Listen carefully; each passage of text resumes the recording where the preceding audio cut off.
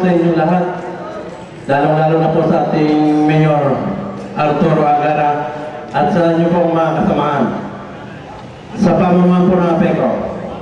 Isa rin pong pakulaan doon sa aming mga kabarangay na nandun sa kabilang panig na sila daw ay pinagbabawalan ng mangisda, pinagbabawalan na ng kung ano-ano, inagawan ng lupa.